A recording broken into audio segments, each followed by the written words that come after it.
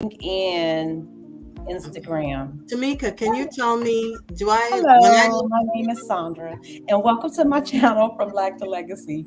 On this channel, we're all things money, investing, and mindset. In particular, how to go from a scarcity mindset to a mindset of abundance. If this sounds like something that you're interested in, please stay. If this is your first time, welcome, welcome, welcome. You know what to do. Hit the like button, hit the subscribe button, check out the chat, check out the description box because everything that you need to know about these two lovely money mavens is down in the description box. Please don't forget to subscribe to my channel and check the two ladies out. I've put their social media information down not only is it in the chat, but I've also put it in the description of this video. And if you've been here before, you already know the drill. Don't forget, say hello. Of course, we're always on our best behavior chat. You all know it's going down in the chat.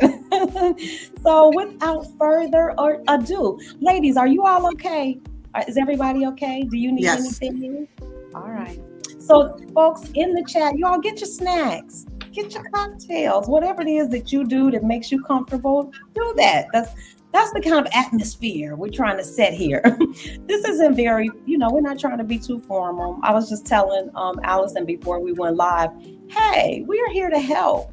We're here to help. And so I like to do it in an atmosphere where we're relaxed and we're just sharing what we know. Hopefully it will reach the people that it needs to reach and that we can help somebody along the way. And that's our mission. That's our goal. That's all we're doing, y'all. So I'm glad you're here tonight. I'm doing something different. Y'all know I got my contacts in and it's like, you know how contacts can be blurry. It's like, really, you're supposed to be helping me see, not jacking it up. So let me start at the top. I'm going to have Allison introduce herself. You've seen both of these ladies on Money After Dark before, so these are friends of the show. These are my friends. These are my sisters who know more about money than most folks I know. And so I'm so glad that they agreed to come back, and I'm just happy you guys are here. So I'm going to let you ladies introduce yourselves, drop all of your social media contacts and all of that good stuff. Even though I've got you covered, it's in the chat. It's in the description, but I want you to say it out loud where you want folks to reach you. So Allison, take it away. Hi, everyone. Thank you, Sandra, for having me back.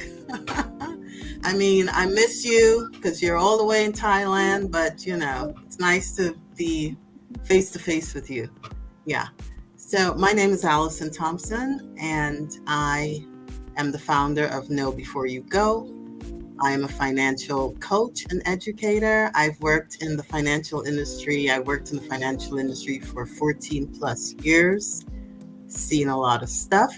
And the Know Before You Go is where I help aspiring expats, sabbatical seekers, nomads who want to plan strategically their finances before they go. And I've even helped people who've already left. So yeah, that's what I do.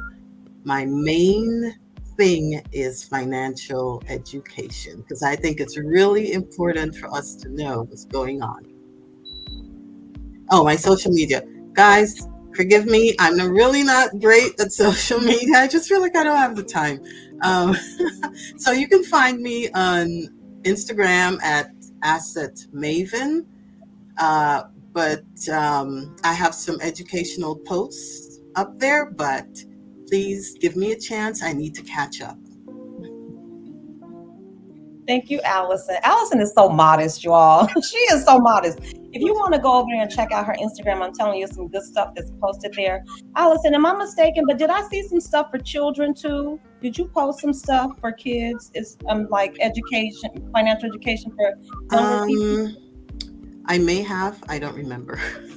I think that might be on your website too. Trust me, if you go over there, you will get lost. That's what happened to me. Before I knew it, I was taking a deep dive. And I know I saw lots of very useful stuff over there. So check out Allison's. Thanks, Sandra. Hey, Tamika. Hey, sister. Hey. Thank you so much for having me. Anytime that you call on me and say, hey, I need you, I'm going to come because you're such a sweetheart. And the times that we've been together, I really enjoyed the time. Well, I am Tamika Flowers, also known as the Gutsy Black Girl. I'm a licensed clinical social worker and I'm also a certified financial social worker. I have a website, www.gutsyblackgirl. It tells all about my story, how I paid off $86,000 worth of debt. You can also sign up for my newsletter there, and I send out weekly financial tips and also self care tips. I just, enjoy working with women and also just people of color, educating them about finances, just knowing what's coming in, what's going out, how to come up with a plan, how to develop more streams of income. I'm on Facebook, just Tamika Flowers on Facebook. I'm also on Instagram. I might jump on TikTok every now and then, but not too much. So yeah, that's me. All right, ladies. I mean, as if you know what is so funny to me, how modest Black women are. Y'all are out here doing some wonderful things. And I'm not just saying that because I think most of us know and agree that education is the key for so many of us uplifting and moving, moving beyond circumstances. Not only that, but financial literacy. Financial literacy is really the key for so many of us, whether you're trying to move abroad, whatever your plan is, whether you're trying to retire, expat, whatever it is, you're going to need money to do it. Whether if it's you're trying to say goodbye to a toxic job, you're trying to give them the deuces. It is so helpful if you have mastered your finances because it can alleviate a lot of fear. I posted this on Instagram not too long ago. I think it was Country Wayne who said, money can't make you happy, but it can sure make you forget about a lot of stuff. It won't make you happy, but it can fill in the blanks. I'm telling you, it can alleviate the stress because money can solve some of our, just those everyday problems. So that's what we want to help you guys with today. We want to give you solutions. We want to give you strategies. We want to give you insider information that other folks might not want you to have. So we're here to lift the veil and give you tools that will help you on your financial journey and really just help in life, period. So without what don't you think? I'm telling you, I think mental health and financial literacy, all of that stuff, man, without either of those pieces, you really aren't moving the way as quickly or as efficiently as you could. I do believe in mindset. And so even at the top of the show, you hear me say this show is about mindset and investing because I believe those two things go hand in hand. So let me tell you what we got cooking for you today. Just a few of the topics that we're going to cover. Of course, we're going to be always talking about financial literacy. We're going to be talking about some really novel things that are happening in terms of life insurance or insurance, period, for folks that have left the country or are thinking about it in terms of expats, how you can prepare yourself. We're going to talk about IRAs, traditional IRAs, Roth IRAs, cryptocurrency, which is a topic that we haven't really talked a lot about on Money After Dark. I think this is a first for us. So I'm looking forward to that because I'm always curious about other ways to invest. We're going to talk about high yield savings accounts. Everybody has heard it, but sometimes you need to hear it over and over and over again so that you can get your butt in motion. We're going to talk about maximizing your benefits at work, how to pay yourself first, and creating a support system for yourself as you try to achieve whatever your goals are. Finally, I'll bring it home with some intentional international living and how that might fit into the your puzzle of saving money, growing money, investing. And then, of course, we'll wrap up with talking about investing for beginners. And I'll invite you to our weekly study sessions where we talk about money. It's Black women talk about money every week. And so I'm going to go ahead and jump in because here's one of the things that I am interested in. Allison does financial literacy. So Allison, you want to lead us first because we had this conversation before and you brought up this topic about folks who have either expatted or Is expatting a word? Well, we'll use it. We'll use it. That's a word. Exiting, Listen, exodusing. there's no rule. We can use it. It's a word today. It's a But word you mentioned something to me about this a special kind of insurance. And if you could jump in there, because I know a lot of people in the chat have either left already or they're planning to leave. And this is critical. It might be one of the things that we think about last. We always think about how to prep. You know, we got all the big stuff, Right. but that might be something that we put to the back burner and it shouldn't be. So give us what we need to know, Allison. Well, usually the thing we think about last is legacy planning, which when sometimes when people hear legacy planning or estate planning, they're thinking, oh, I have to be a trillionaire, a millionaire to do estate planning or legacy planning, but that's not the case. Because if you have a bank account, you have an estate, and we do live under a certain system, and there are rules and regulations to the system. So it's really important to have a will and have a trust if that's applicable to you. So CYA, consult your attorney before you leave, because I think, Sandra, you're really speaking to aspiring expats and so on here. You don't, if you have young children, you really don't want the state making decisions for your children.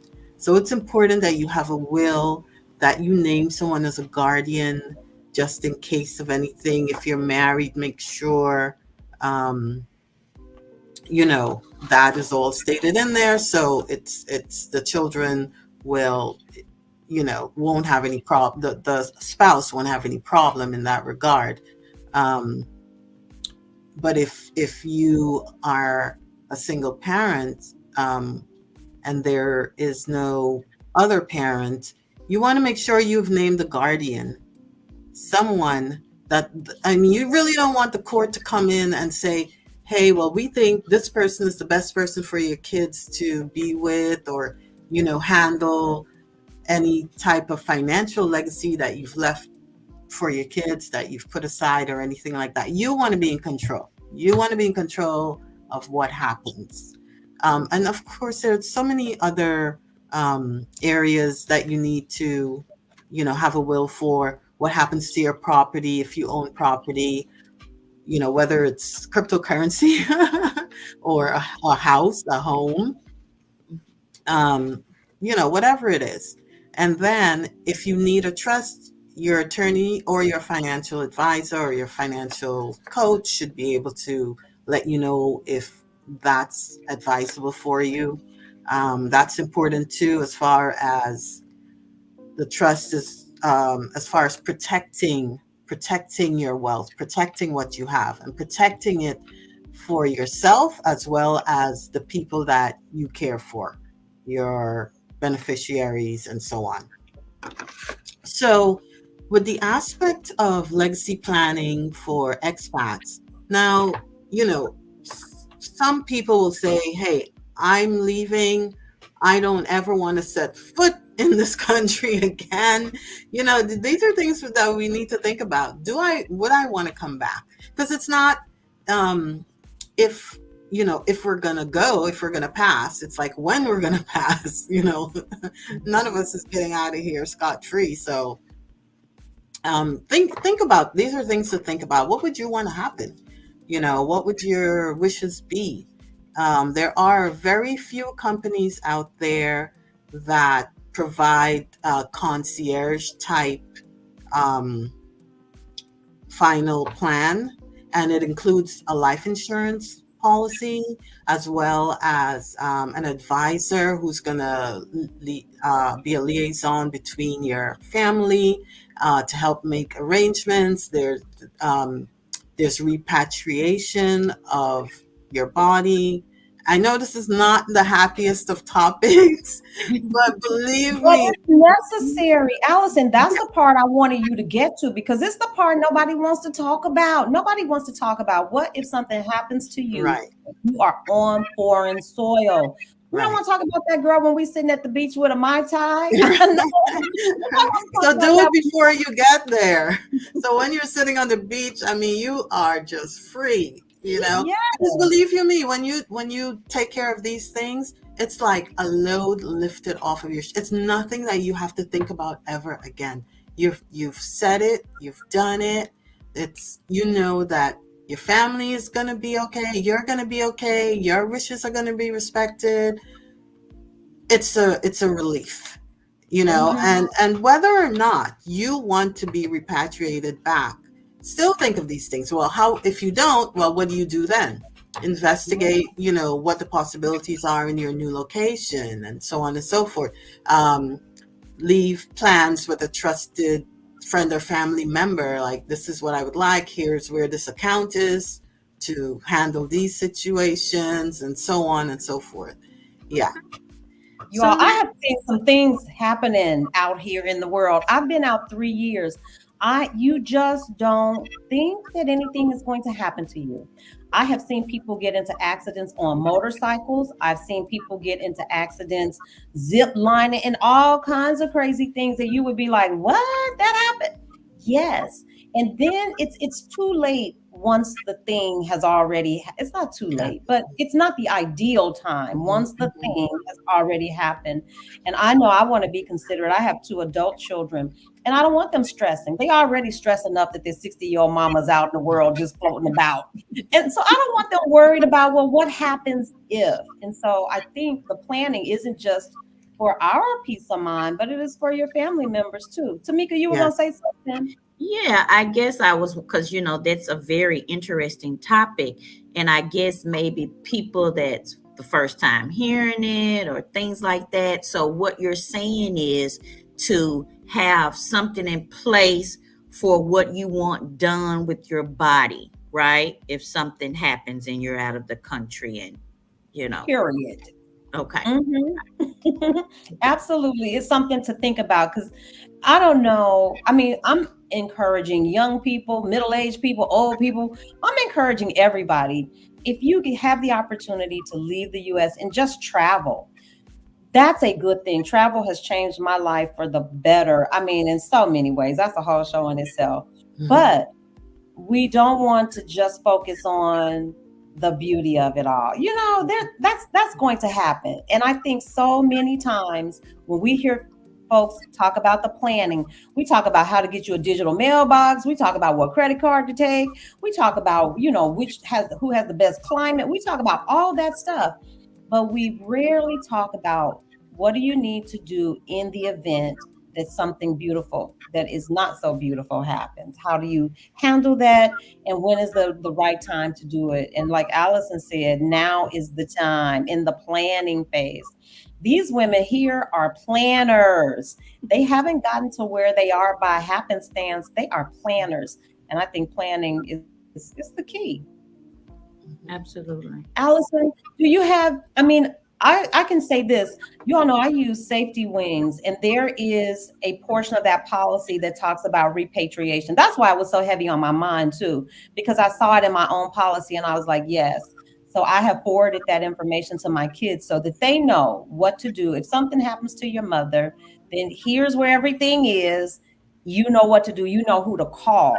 And so that's something you guys should put on your list of things to do before you think about exiting. Right. Great. So you all want to switch it to something a little more upbeat? Yes, let's do that. We don't want to bring the crowd down.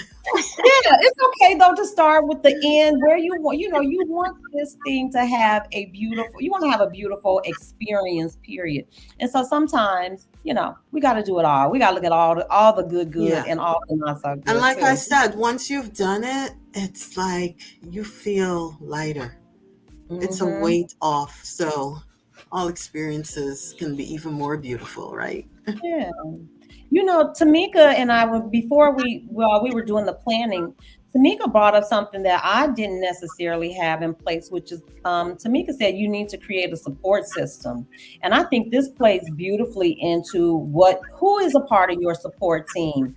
What does that entail? Because it's not just final planning. But even in the beginning, Tamika, could you talk to us about how to create a support system? What should it look like? Who should be on our support team, and what kind of information should we be sharing? Talk to us about that, because okay, we'll start at the beginning. Create yourself a support team. Absolutely.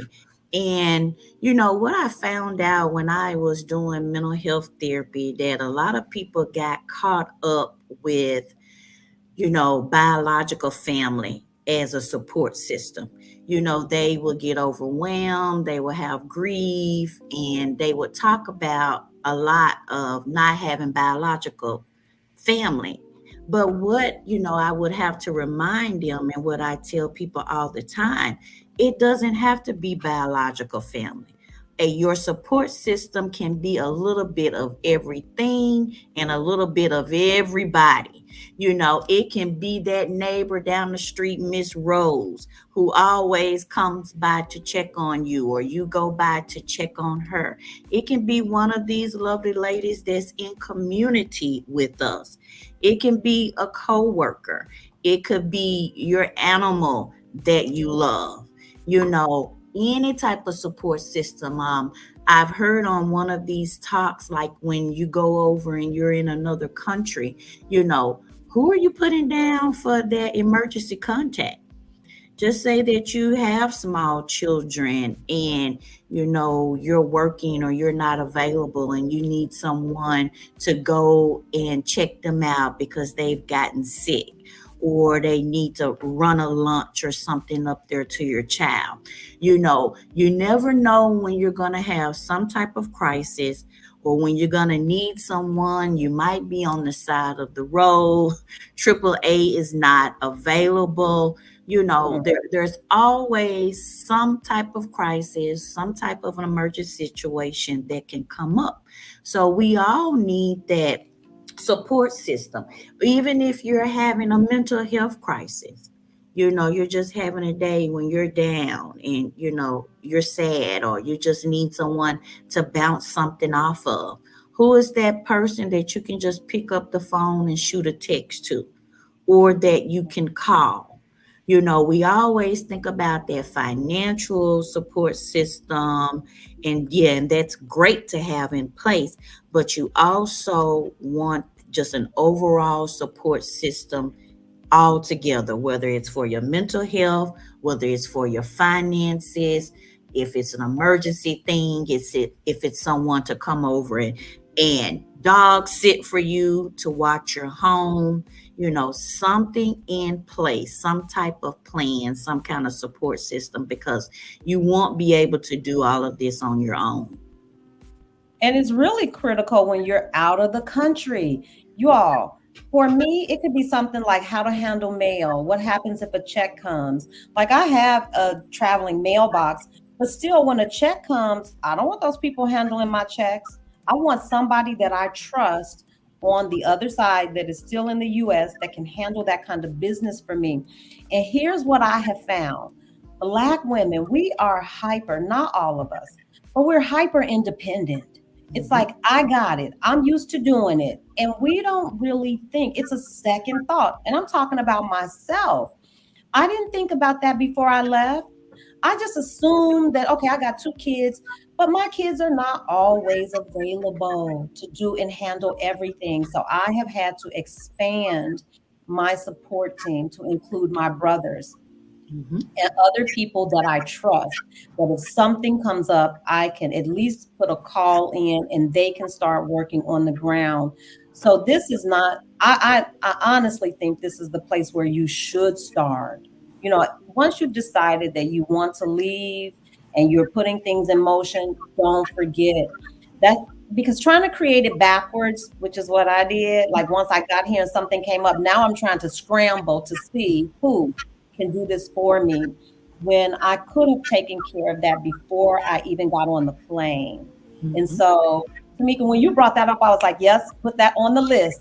Because as Black women, we're so independent. We're used to doing it and relying on ourselves that we're like, I got it. No, there are things that come up that you absolutely cannot handle. And it's the most humbling thing. I have been so humbled because I I've had to ask for help, and asking for help is not a sign of weakness. It's not it's not even a sign that you weren't prepared.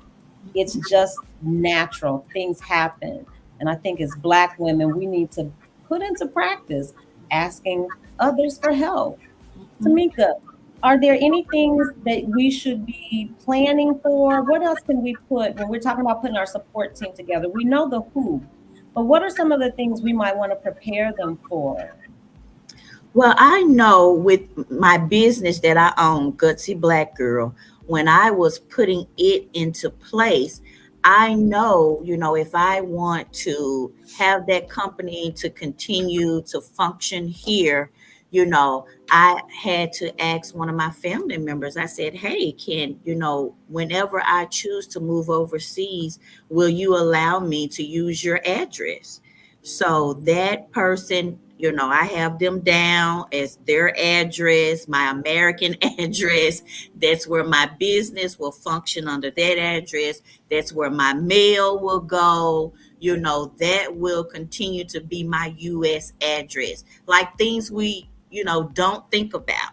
So that's definitely something, if you're going to have a business, if you're going to continue to get mail, like you talked about that check that you may need somebody to get to you or process or deposit for you, just your emergency contact. Just with me living in Arizona and it's just me and my son here, my brother in Atlanta, he's my emergency contact. So just knowing, hey, I have this in place. This is my support system for this particular thing. Mhm. And think about beneficiaries on all of your accounts. If you have a power of attorney, all of those things, and these are things I would say consult your financial planner, consult your attorney, your tax attorney, whoever you're working with as a professional. But those are some of the things that came up for me. I think Stephanie Perry and all the crews, they did a good job of helping me get prepared and get out. But there are some things that I needed to learn just as I went, and you all making sure that all my beneficiaries were up to date. Even though I've been able to do it here, I would have felt so much better had I taken care of all of that stuff. I didn't think about it. I just knew I had the right credit card, right debit card. I had all the big things in place, Mhm. but making sure that those details, it'll save you trying to handle that stuff from overseas, making international calls, the time difference. It's been a handful trying to get all that stuff done over, when you're not in the same time zone. So those are things to add to your list. We don't want to overwhelm you. We don't want to stress nobody. But those are some things to consider, that being prepared, make sure that you've got those details tied up, which I think leads beautifully into an emergency fund. Listen, we had a nice little powwow before we even, before we came on air a couple days ahead of time. And these are some things I'm telling you, it was kind of like a list of what I wish I had done. These are some of the things or some things I knew I'd done, but there were quite a few on there. I was like, yep, I wish I had tended to that. And so we talked about an emergency fund and credit cards and how to use those in emergencies. Tamika? Mhm. Yeah, we've heard this term for a while now. Anybody that's been following any type of financial people who talk about finances, what you need to do, and we've always heard that emergency fund, and I think it started out with Dave Ramsey saying having $1,000. Some people are pro Dave Ramsey. Some people like, no, I don't deal with Dave Ramsey. You at least need 6 months, 12 months, 18 months. Me personally, some people I feel really struggle, if you're living paycheck to paycheck, trying to save $1,000 can really be overwhelming for some people. However, some people feel more secure with having 6 months savings. Some people 12 months, some people feel, I have to have at least 12 to 8 months of emergency savings, 12 to 18 months, to feel secure. If something happens and, you know, they're not able to work, or say that they have a mental health crisis and they're not able to work, or something comes up and they need to pay up for an Airbnb, need to pay up, their rent, mortgage, whatever it is, for a certain amount of time till they're back on their feet financially or mentally, so what will work for you. Just having some type of savings. You always want to have that emergency fund. And with that emergency fund, we kind of talked a little bit too about, do you want to have that with a unsecured credit card? Again, some people are pro credit card. Some people are like, no, I don't want to deal with credit cards. Do you need to have a credit card for emergencies? If something come up, some people, they're able to pull available funds off of their credit card. They're able to draw money from that. So what do you want your emergency fund to look like? Do you want it to be just strictly cash? Do you want it to just be $1,000? Do you want it that more long term? Do you want it to be half cash and half credit card? But whatever you decide and what works best for you, you should have some type of emergency fund. Allison, you got anything you want to add to that? I know you do a lot with personal finance. What do you think? Yeah, sure. I think an emergency fund is definitely necessary. I don't think people should stress out, oh my gosh, I don't have like 12 months or 6 months or even 3 months or even nothing. I think you can just start building it now, building it today, even if it's $20 a month, whatever it is, just put a little bit aside. I sometimes recommend using an online bank because, for one, it's harder for you to get that money. You won't get it as easily. You can just run to the ATM, stick your card in. You'll have to transfer that money to your other bank, so it's like kind of forgotten. It's like the money goes straight there. You can set it up automatic, and you don't have to worry about it. You won't remember it's there unless something comes up, so you can start anytime, and don't worry about, oh my God, I don't have $5,000 to put, just start somewhere and do it. My refrigerator died the other day. It's the middle of summer, so I had to dip into my emergency fund, and I was looking at 2 refrigerators, and the pricier one I really, really liked, but I chose the less pricey one because, hey, I want to go to Mexico. But I was glad that I had something set aside, that I did not have to use a credit card, which would then, if I'm not paying it off every month, I'm getting finance charges. That's more money out of my pocket into somebody else's pocket. So yeah, an emergency fund is good. Yeah, I'm with you ladies, of course. And I think, everything again, back to mindset. If you go into it thinking, I gotta have $5,000, I gotta have $12,000, I think that's more of a deterrent. It's almost like that number keeps us stuck. Like, oh Lord, how am I going to get there? No, put aside $20. Here's what I know for sure. Once you start putting aside a little bit and you realize, I didn't even miss that $20. It's easier now to put aside $30 because now, nothing happened. The sky didn't fall down. I put aside $100, but put something away. I think the act of doing it, just the act, it's like the practice. The more you do it, and I'm going over this with my grandkids, so I know this is the truth. It's like, look, just start somewhere. Start small. Put it aside, but don't neglect to do it because you don't think you can get to that, that 12 months of savings or 6 months of savings. It sounds daunting. Break it down into small pieces. Just say, I'm going to put aside $20, or this week I'm going to sacrifice a couple coffees. It doesn't even have to be that much. That's one way to get started and kind of get over that hurdle if you haven't already started with that. So Definitely do not neglect the emergency fund. You got to have it. I'm just rolling through the chat to see if we had any questions. If you guys have a question, put 3 Q's in front of your question. Q, Q, Q. While you have these money mavens here, y'all better get your questions in. I'm telling you. And watch that scroll below. And I'm going to go ahead and just pull up my sisters right here. Just right through here. Allison is offering a free 20-minute consultation. The link for that is in the chat. If you just want to kind of touch bases, she might be able to help you get over that hump. If you're struggling with how to get your emergency fund started, tap tap in. And Tamika, I'm going to let you because I don't want to mess this up. I know that you are doing an event. Is it in October, September, October? It's in October. Yes. Can you tell the folks about your event that's coming up? Because we know that financial health is self-care. And so I'm going to let Tamika tell you about this event she has coming up.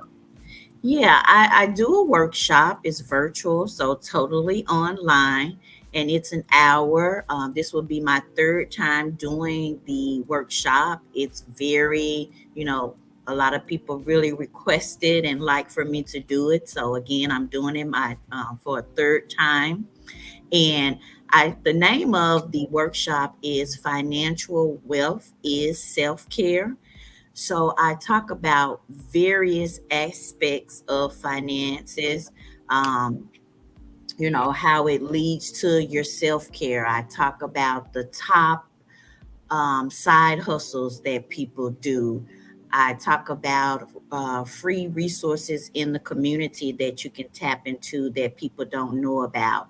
Resources if you are trying to start a business and become an entrepreneur, just various things. I go more in depth about my story, some of my benefits and things you should be tapping in at work, just lots of information, because I believe when you leave these workshops and these different YouTube lives, you should walk away with some type of tangible thing. Like tonight, when you get off this call, you should be able to at least go and take one action step, whether that's opening up a high yield savings account, whether that is get together a proposal to ask for a promotion at work, whatever it is, where you need to go and update your beneficiaries, walking away with some type of action step that you can do tonight.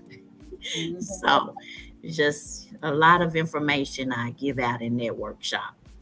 Yeah. And I hope tonight everybody's got pencil, paper, jotting down some things, because it's one thing to hear it, but I'm telling you, the next step is writing it. And then the next step after you write something down, that just kind of solidifies it.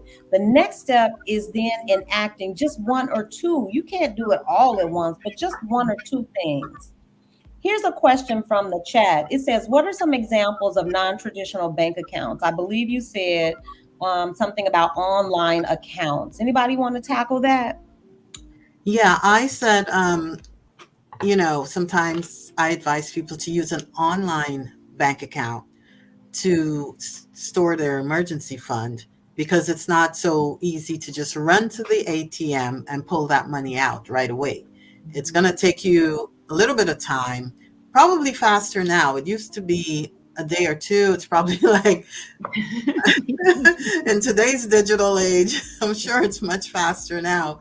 But, you kind of set it and forget it. And an online bank. And then with an online bank, you also, you get a higher interest rate, Mm-hmm. So that's you can go to bankrate.com,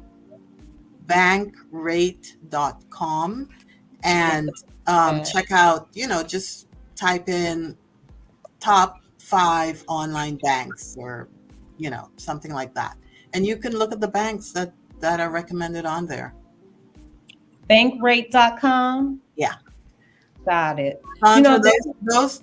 Those contacts. Wait, did you write this or did what? We got a BAM crate.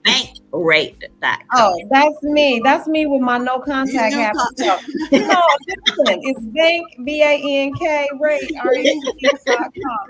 Y'all already know. I told y'all at the top I'm sitting here blind as a bat. Listen, we got you. We got you. We got Can't see nothing. Can't see a thing, y'all. Just feeling my way through the whole show. We're good. Thank We're you good. for the good catch. Good catch. But you know what, Allison, that leads us beautifully into some of the other things that we talked about ahead of time. One, which was pay yourself. And we talked about high yield savings accounts. So y'all could jump in, but that pay yourself first. You all know what? This is what just came to me. So much of this is about creating good money habits. Money mindset is everything. You do not have to be a billionaire or a quadrillionaire. You just have to put some things into place and some good money habits. One of those is pay yourself first. I'm telling you, I'm trying to teach my grandbabies this. So anybody want to take it from there? Pay yourself first, and we're going to talk about high yield savings account. Because if you're going to pay yourself, you might as well pay yourself well.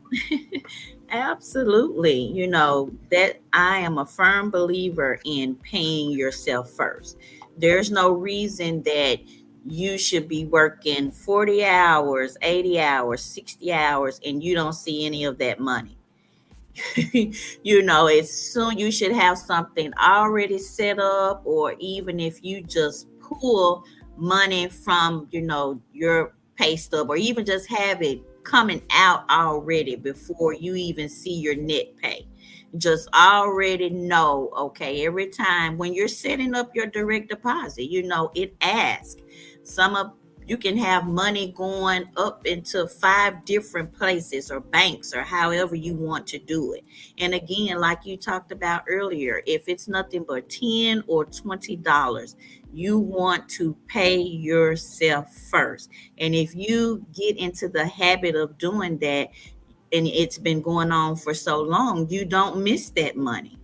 And even when you begin to if you get a promotion at work, if you get a bonus, hey, you wasn't getting this money at first. So why not just have it shoot on over to that online account, that ally account, just shoot it on over there. You're not used to budgeting that money in with your regular pay, or even that bonus. If you're getting a bonus and, it's however much, $1,500, why not give yourself $200 of that money, to set aside, and you can do whatever you want with that remainder amount. You've worked all year for it. You had to get up and go or log into the computer or whatever you had to do, that sacrifice.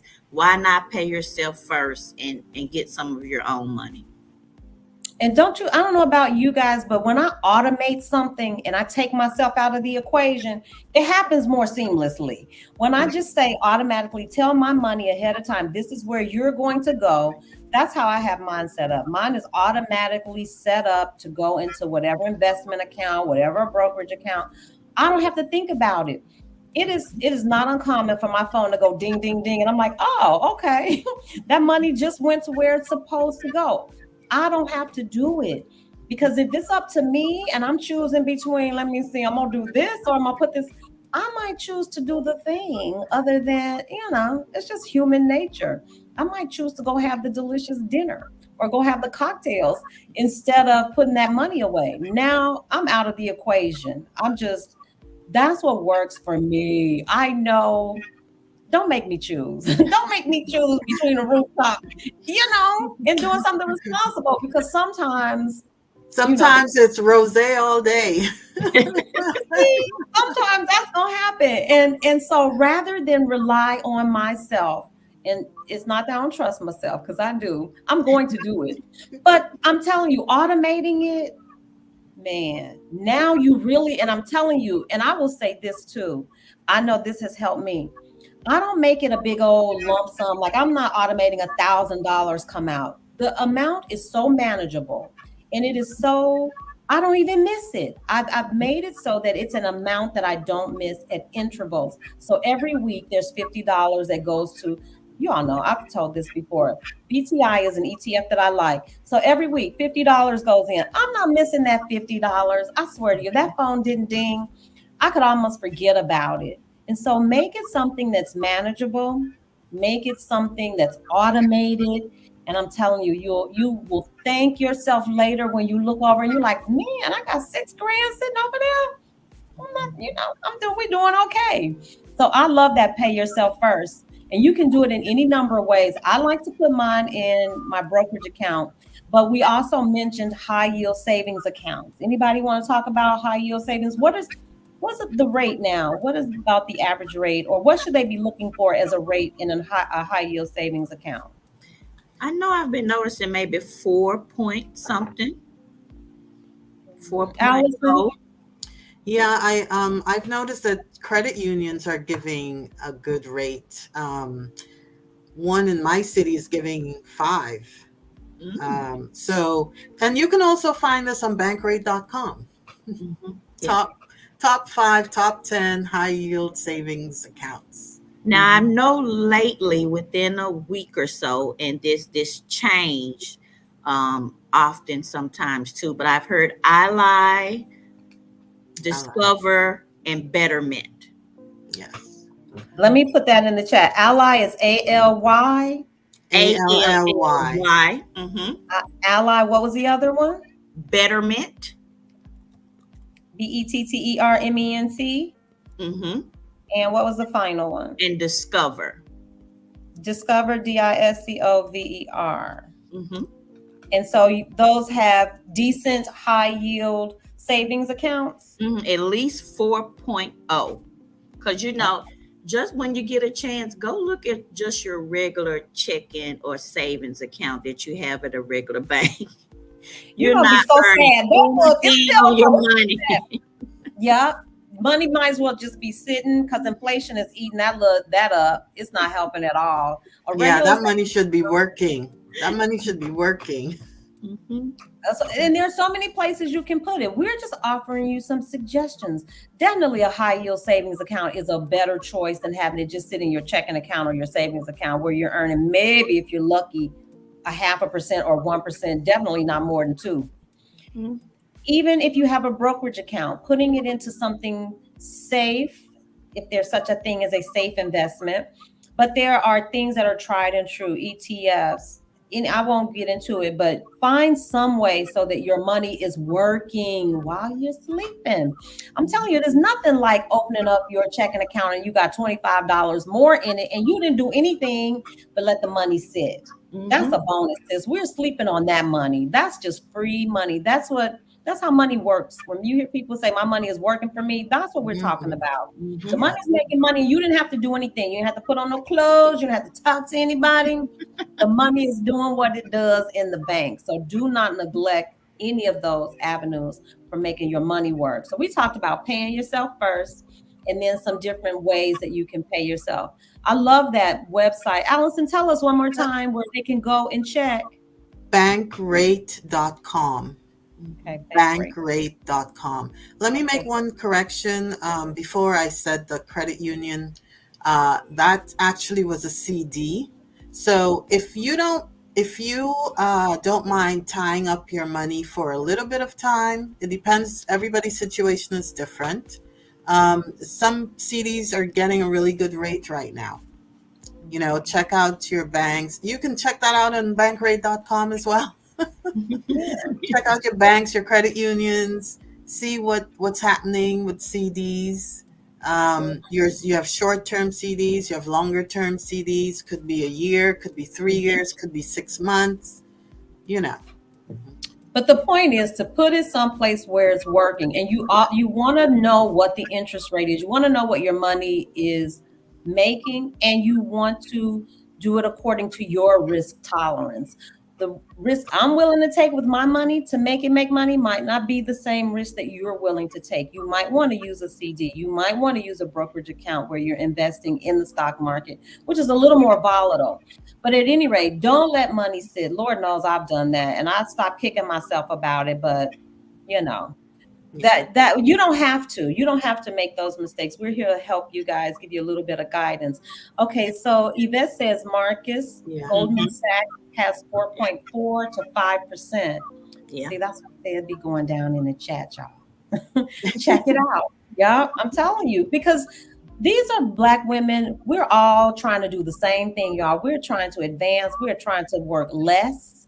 And what I have found, the opposite of stress is ease. That's And if we right. want to, yep, a life of ease is a life that is not, you're never going to be free of stress, but we can certainly minimize our stress. And putting these money moves into place, these 10 money moves, can certainly help you get to that life of ease. So, we're going to continue talking about strategic planning. And one of the other topics that came up, and I know I need to get more knowledgeable on the topic of IRAs. I was fortunate enough to have a pension, so I didn't really have, I had a little bit of something set to the side, but I didn't have a 401k. And so I couldn't really talk intelligently about that. But we have our money mavens here who know many, many things. And so one of the topics that came up was the difference between a traditional IRA, a Roth IRA, and why you should have that as a part of your financial plan. Either one of you ladies want to dive in and give us some info, some background information about IRAs? Sure. Well, I look at this as I think it's important to plan, to do some strategic planning around your finances. Like you said, lots of people have IRAs, 401ks, employer-sponsored plans, 403bs, nurses and educators, 457s, and all those. Those are all tax codes. So you want to know the tax treatment of those plans that you're investing in. So the traditional IRA, let's look at it this way. Let's look at it as if we have 3 columns. We're going to have tax now, which are taxable accounts. These are accounts that are taxed annually. And some examples of this, stocks and bonds, mutual funds, your savings account, although they're not really getting much out of there unless you have a ton of money in your savings account, because we know the banks ain't giving us nothing really, right? And CDs. So they're taxed annually. But if it's a longer term CD, it's going to be taxed, as it grows. So that's one column. So let's look at the second column. That's tax later or tax deferred. That's what you know as your 401k or employee-sponsored plan. If you're self-employed, you might have a SEP IRA or one of those type plans, so you can build your own retirement plan. Those are available. So examples of those would be traditional IRAs, like I said before, and also annuities. Then we have the other column that's called the tax advantage column. And here's where you have an advantage tax-wise. And an example of those types of accounts, some examples: Roth IRAs, municipal bonds, and permanent life insurance. Now, you might say, okay, we know we have to pay taxes. What's the big deal? But taxes can really eat up your money, especially in retirement, or especially if you're not planning strategically, So the Roth IRA is one way to plan strategically, tax-wise and investing-wise. Once you have funded your Roth IRA account for 5 years, when you withdraw money from that account, you pay no taxes, because you're funding this account with money that you've already paid taxes on, your regular money, so to speak, right? So you're funding these Roth IRAs with your regular money. It's already taxed. Once you've had it, you've been funding it for 5 years. And you have to, it adheres to the 59.5-year rule. So you cannot take a distribution before you're 59.5, or they're going to tax you. They're going to penalize you, right? Just like your tax deferred accounts, your 401ks and stuff like that. Basically, you cannot touch those until you're 59.5. But with the Roth, you also have to adhere to that law, but then you're not paying taxes. You're going to be paying taxes on the distributions on your 401ks, your 403bs, um, your, what is the other one? The TP, TSP. TSP. Yeah. For And those, federal employees. yes, federal. So the Roth IRA, you get that tax advantage. You don't have to pay those taxes because as you build that Roth IRA, your money's growing. As you build your 401k, your money's growing, but you're going to have to pay taxes on that money. So you have to do what's best for you. We all, like Sandra said, we all have different situations. So if you need to talk with your accountant, your financial advisor, your coach to see if that makes sense for you, because everything is not for everyone. But being tax advantage is for everyone, I think. So the Roth IRA, also another aspect of the Roth IRA, you do not have an RMD. The RMD is the required minimum distribution. If you have a 401k, you roll it over when you retire, or whatever may be the case, your 403b. Once you start taking that money out, once you start using it, you have to, when you get to age 73, it used to be 71 and a half, but they keep moving it up. I guess because as they keep moving up the retirement age, right? So when you achieve 73, you have to pay what's called a required minimum distribution.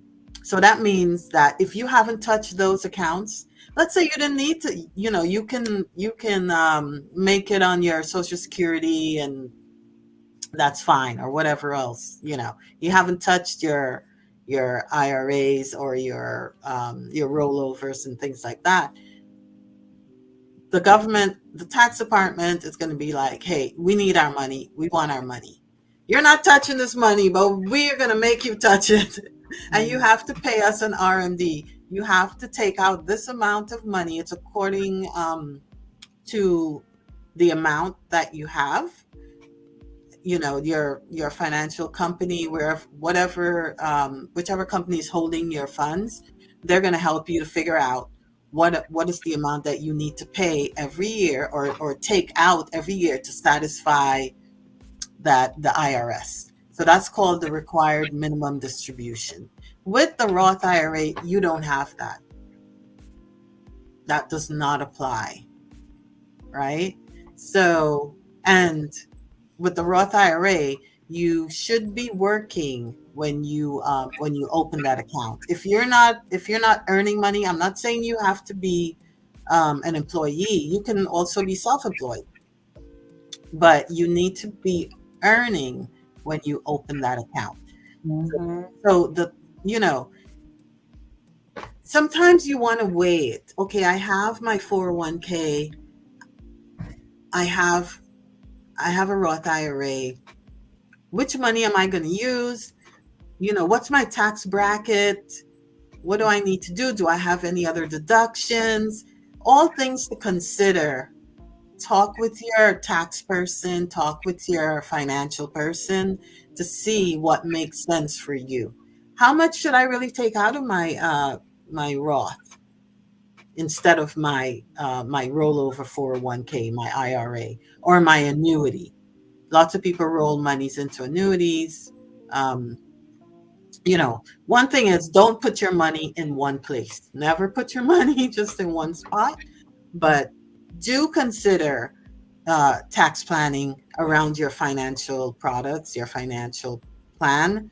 It's really important because when you add tax to inflation, and whatever your tax bracket may be, hey, you want more money working for you as opposed to some other entity, right? Definitely more money working for you than less. I mean, that makes sense all day. I'm telling you, listen, I feel like I did okay, you all. You all know I worked for 30 years. I had a pension. Don't do like I did. Don't rest on that. There are always more things that you can do to supplement. And trust me, on the back end, you will not be sorry. I'm having a good time, living a good life, y'all. But when I think about it, it's like, oh my God, I could have done this also. And it's not just money, accumulating money for the sake of having money. I heard somebody else say this, but it's the things that I can do, not just for me to enjoy life, but you all, now I'm considering, what can I do to help my grandchildren? So the more resources I have, it's not just for me. I can do other things to help other people to make, every place I go a little bit better. Even if it's given to charity, now I have more to give. I have more to grow. Y'all, I'm telling y'all, that stuff goes hand in hand. I'm not just growing money for the sake of Sandra sitting on a pile of money. I want to help others now. Now I'm in a position where I can help my kids more. I can help my grandchildren more, not only by with the money, but I can teach them with stuff like this, conversations like this, where we're talking about money and we're getting educated about money. It's not just for me. It's not just for me. I in turn take this information and pass it on to my children. I pass it on. Hopefully, they're passing it on to their children. And so we all become better money managers, y'all. I'm telling you, I think it's the key. Mental health, taking care of our mental health and taking care of our finances. Top tier. That's top tier behavior. And so I want to encourage you all, take some notes. Get in touch with these ladies. They are here. They're available. They're wonderful resources. So don't miss out on Tamika's event in October. Do not pass up on an opportunity to connect with Allison. She's offering a free consultation. So get in there and let's use what we have. Tamika brought up another point about maximizing your benefits at work. And I think that falls in very beautifully right here, because so many of us have opportunities at our place of employment where they offer us these kind of benefits. Tamika, can you talk about that? Like, what might somebody want to tap into at work? Absolutely. I have been with my employer. Next month, it will be 12 years. And I'm sure, like a lot of people in the audience, you're like, oh, I'm ready. I'm ready to leave the US. When can I get out of here? Do I want to stay on my job or do I want to go now? So I just started thinking, I'm like, well, what can I be doing in the meantime? If I'm going to work this job, if I have to get up, how can I maximize my benefits there? And one thing that we just got through talking about, the TSP, the retirement account, if you are getting any type of match on your job, if they are matching 3%, 4%, 5%, you always want to take advantage of that. If you're not, you're leaving money on the table. If you just don't do anything else but just do the match that your employer is doing, you definitely want to do that. So that's one benefit. If there is any type of retirement match, pension max, you want to match whatever that is. So find out that. Also, some employers have tuition reimbursement. Just say you're looking to go back to school. If you want to get some type of certificate, some employers will pay for you to go and get that additional license, that a degree you're trying to get, use that. It probably will be some type of requirements. They're going to want you to have at least a B average, as long as it's in your field at work. If you work medical or at a hospital and it can benefit them, see what type of tuition reimbursement you can get. Some employers have child care stipends. They'll pay for child care. They'll pay for certain camps for your children. See if the employer has that. It can be simple things. Sometimes an employee might say, well, hey, we can't give you a raise, but however, we can let you telework 2 days a week. And if you're doing telework and you're not having to drive in 5 days, you only have to drive in 3.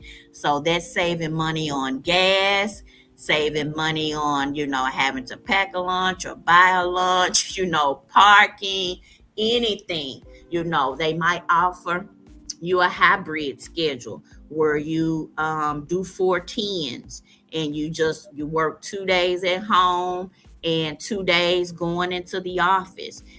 That's my schedule now, and I absolutely love it. I'm off on Friday, Saturday, and Sunday, and this is the most rested I've ever felt in a very long time. So, not only negotiating pay, can you get some additional days off? Can you work from home? Any type, some employers have a gym there at work where you can go and use that gym during your lunch break or before or after work. Do they have an EAP program where you can go and talk to a therapist, employee assistance program? Find out what your benefits are. Some employers have a credit union on site, where you can bank with them. It's an array of things that you can utilize and find out if it's available at your employer. But knowledge is power. You got to know. So you got to get that employee handbook. Sit down, have a glass of wine, get to know your employee handbook, get your highlighter out. And even if you don't know, ask. I think that, sometimes we don't want people to know that we don't know. And so we may be reluctant to ask questions. Nope. Highlight that book. Ask questions of your employer. Here's a question from the chat. And I think that this is just a semantics thing. It says, how is matching taking advantage? Does taking advantage mean to pay more than the employer's input? I think, Tamika, I'll let you explain. When we say take advantage of, I think we mean participate in, but I'll let you elaborate. Absolutely. Like some people, like you said, knowing.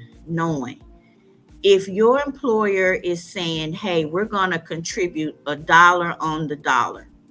Anything, if you put in 50 cents, we're going to put in 50 cents. If you put in $1, we're going to put in $1. If you are not putting in $0, then you're not getting the match. You're not taking advantage of that benefit that you have at work. So that's what I mean when I say take advantage, because if you're not putting in any money, then they're not putting in any money. So if you're putting in $1 and somebody's going to give you a free dollar, that's taking advantage of the benefit. If you're putting in 50 cents and somebody else is going to put in 50 cents, hey, they're matching money. If you're not putting in anything, then you're not getting anything. So that's what I mean when I say take advantage of any type of benefit that your job is offering. If not, you're leaving money on the table. Thank you, Tamika. Another question from the chat is, what are some ways we can move money from traditional IRAs to Roth IRAs? Okay. You can move a traditional IRA into a Roth IRA by doing what's called a Roth conversion. And you will have to pay those taxes, but depending on the amount of money, you can possibly pay those taxes over 3 years or so, but you will have to discuss that with your financial planner, coach, educator, whatever it may be, and your accountant, because, as I said, everyone's situation is different. Does it make sense for you to do a Roth conversion? You want to get some insight and some advice on that. Would it make better sense to just start a Roth anew with already taxed money? You want to get some guidance on that, because you don't want to have to pay the stupid tax.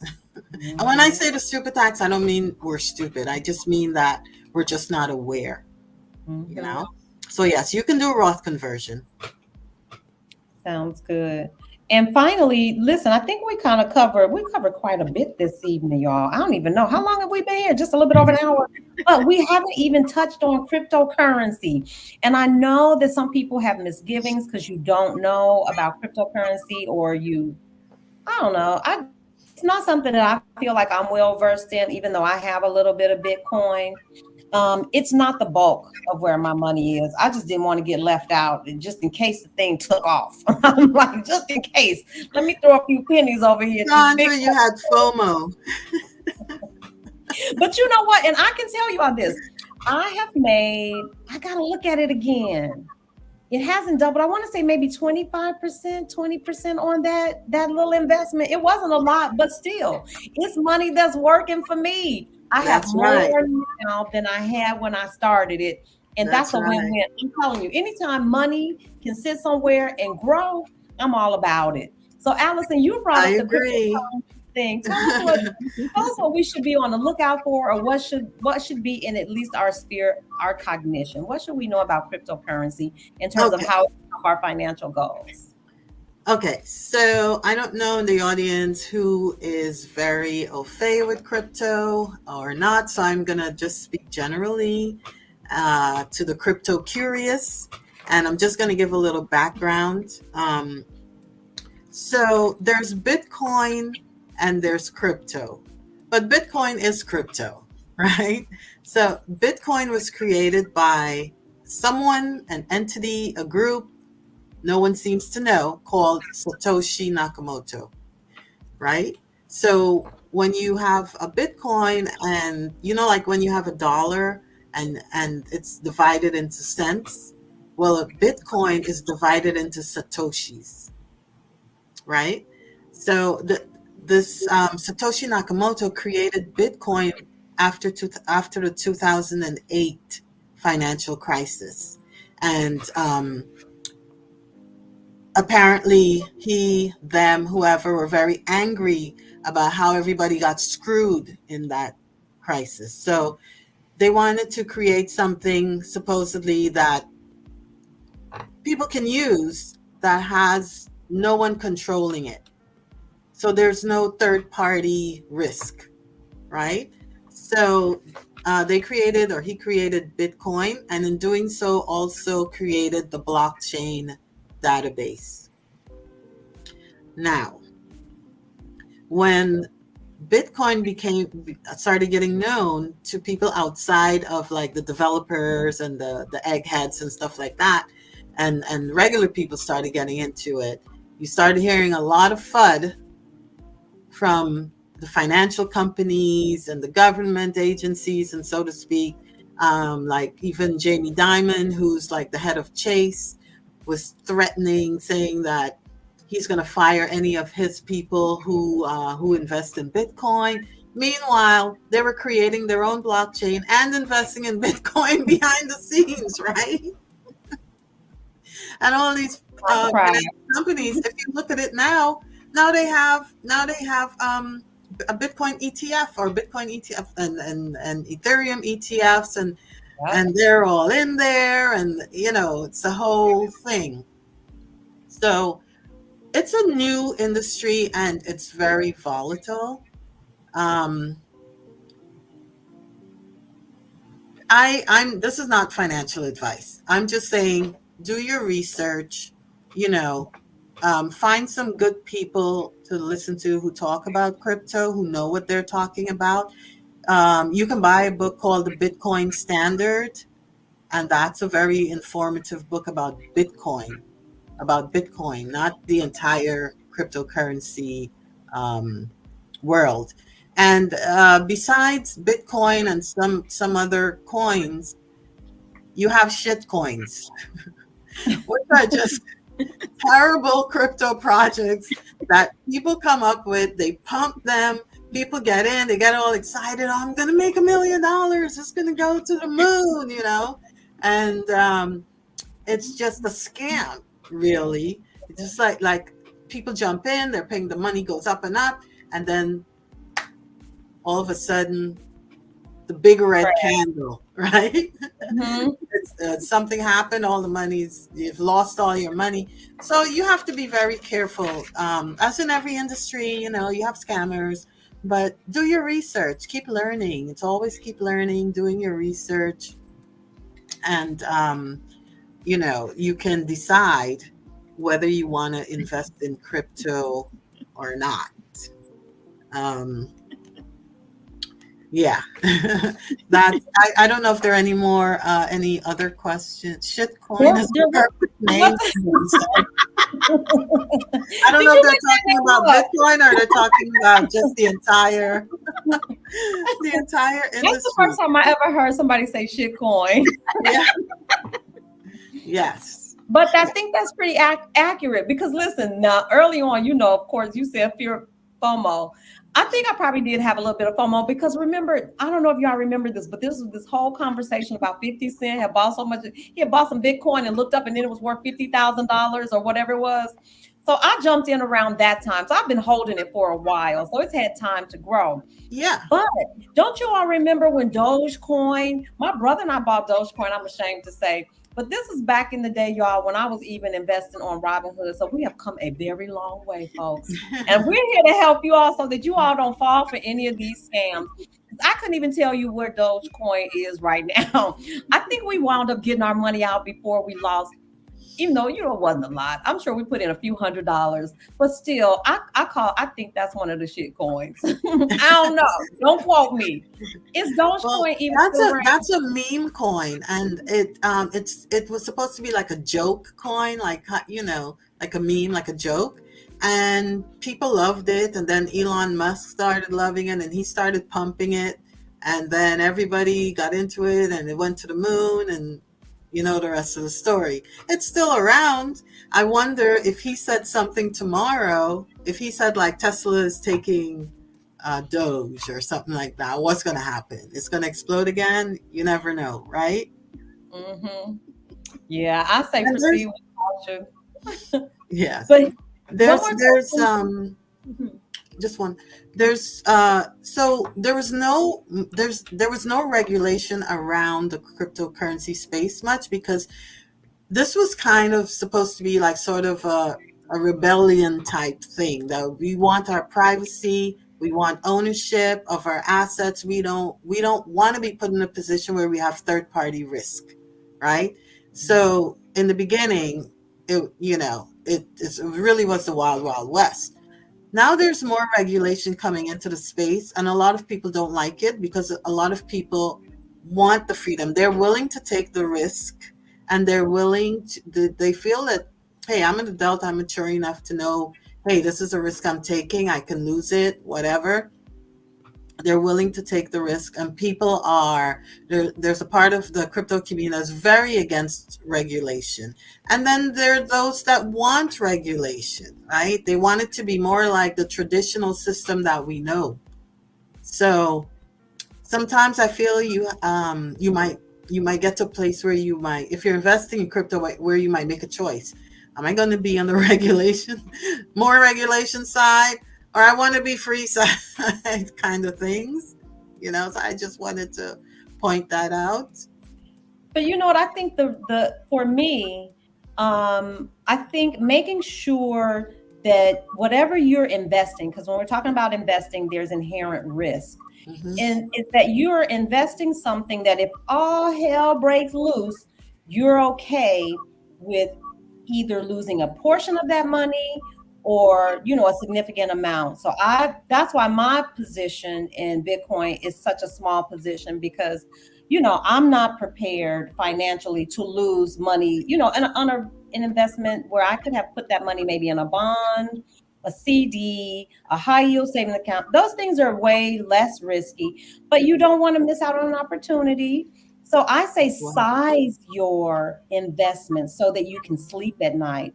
If I had the bulk of my money in Bitcoin, I'm telling you, I would have some sleepless nights, because I don't, you know, I have faith that these people are doing right and they know what they're doing, but it's not an investment vehicle where I would feel comfortable putting all of my money. And I think you alluded to that earlier. Never put all your money in one place. We want to diversify. Diversification is the word of the day, folks. We want to diversify. We want to get educated, and we want to act. We don't want you coming once a month. We do Money After Dark.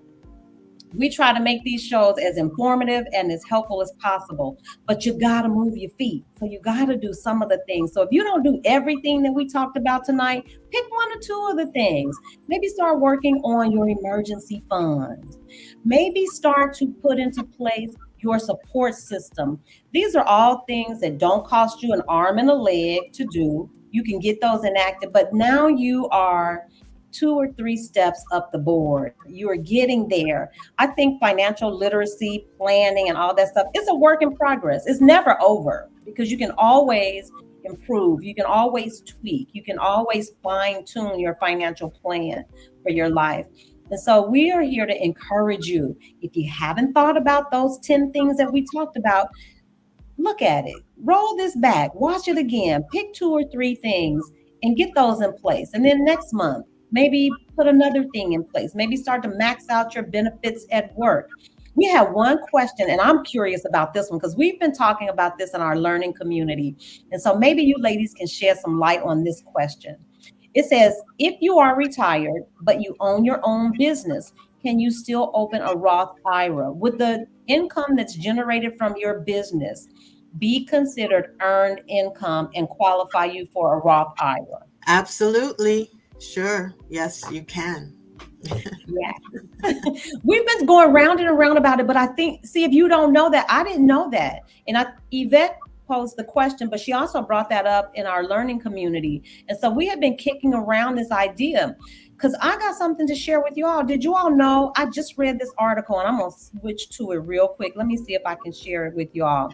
But the article says Black women are the fastest growing group of entrepreneurs in the U.S. Did you all know that? We're doing it all, y'all. We're the most highly educated. We're opening up the most businesses. We are on the move. And so with that being said, we want to arm you all with education and good information. And we also want to steer you to professionals. Don't just rely on anybody on the internet. I mean, we know we're good information, but this shouldn't be your end all be all for your source of information. You have professionals here. Y'all make an appointment with Allison. Get in there and get you some for real professional one-on-one. We've dropped lots of tips here tonight. Y'all get to Tamika's event so that you can broaden your horizon with good information, secure your financial futures. We just want to live good. We want ease. And I'm telling y'all, money don't make you happy, but it can sure bring you a whole lot of ease. You can buy a whole lot of ease with money. So I'm not sure. I'm going to scroll the chat real quick to see if I see any other questions. I see some comments here, so I'm just going to post those. Ladies, before we get out of here, is there anything that either of you wanted to share? I want you all to take an opportunity one more time and just give us your contact information, any projects that you're working on, anything that you want us to be on the lookout for. And I'm going to scan the chat for questions. Tamika, you want to go first?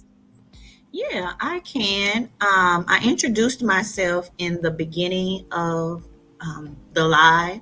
I'm Tamika Flowers, also known as the Gutsy Black Girl. You can go to my website, gutsyblackgirl.com. I have a newsletter that you can subscribe to. I send out weekly financial tips and self-care tips on that newsletter. Also, you are able to book a call with me. You can do 30 minutes or you can do an hour. I actually started a special for my one-on-one calls. I started it a little earlier. It's going to supposed to start it in August. However, I started it a couple of weeks early. I also talk about my story on my website, how I paid off $86,000 worth of debt on my website. You can find me on Instagram at Gutsy B Girl and on Facebook, Tamika Flowers. Thank you, sister. I so appreciate it. And Allison? Yes, I have a new cohort starting in September for those aspiring expats, sabbatical seekers, nomads who are interested in doing some strategic financial planning before they go. And if you're interested, you can DM me from my Instagram page and just let me know you're interested. Drop me your email address and I can send you a link for the wait list. Perfect. So you know how to get in touch with these ladies. Not only is the information in the chat, but if you come back and you're watching this as a replay, this information is also in the description box as well. And so, of course, we can't end the show without inviting you to become a part of our 1,000 Black Women Brokerage Account Challenge, where we help you open up a Charles Schwab brokerage account. We help you get your platform set up so that you can execute your own investments. And then we invite you to be a part of our beautiful, wonderful, lovely, supportive community. We meet once a week on Wednesdays and we talk money talk just like this. We talk about all things money. Nothing is off the table. But the beautiful thing about it is that it's a sacred, safe environment. It's an environment that has been crafted for Black women. There are no men. And y'all know, when I tell you men have asked to join, Caucasian women have asked to join, and we love everybody. We really do. But I think there is something about having a safe space for just us. And I have, I've gone back and forth about should I open it up? And ultimately, we always land where not. We just gonna leave this for us. We should have something where we can come unmask, talk about what's happening with our finances in an environment where there's no judgment, there's nothing but love and support. So if you think that you could benefit from that, please schedule a time. I promise you, it'll be the best money you ever spent. We get in there and we roll up our sleeves. And so let me tell y'all some of the things I have done myself. And this is just since the beginning of the new year as a result of being with these women and them holding me accountable. It's not like somebody's asking me every week, Sandra, did you do what you said? It's not that. It's just being in the environment. When we're talking about it, it's kind of hard to come back 12 weeks in a row and you still haven't done anything. So I have started, you all know I love a good ETF, a good index fund. And so again, I told you I've automated my contributions. I've automated my dividend reinvestment. I've opened up brokerage accounts for all of my grandchildren and started to fund their accounts. So they've got lots of time ahead of them. So it is my hope that when they get to be certainly before 50 or 60, that they can be living off of the dividends in their account that their Nini started for them when they were just wee ones. And so those are the kinds of things that we do. And that's the kind of stuff that we encourage Black women to do. So if you want to be in fellowship with us, please do yourself a favor. Contact either of these ladies so that you can get in community with Black women who are like-minded. No guilt, no shame. We don't do any of that. We just want to arm you with information. We just want to help you along your financial journey. So on that note, I think we did pretty good tonight, ladies. What you think? Yeah. I loved it. I always love hanging out with you, Sandra, and you're the best. We do easy. That's what I tell before. I think not all of us probably have some angst before, even if you're in the chat, y'all know I'm not a public speaker. So there's always this bit of nervous energy before, but we just do everything nice and easy here, y'all. We just come to share what we have. We share in love. And so I thank you for being in the chat tonight. Thank you, Mara Love. That's our moderator extraordinaire. She is no longer Mara Lynn. She is Mara Love. Thanks, Mara Love. Yeah, thank you. We appreciate you. And everybody that joined, don't forget, subscribe. If you haven't hit the like button, hit the like button on your way out. Thank you guys. And we will see you again here next month for more Money After Dark. Good night, everybody. Thanks. All right. Good night, everybody. Bye. Bye.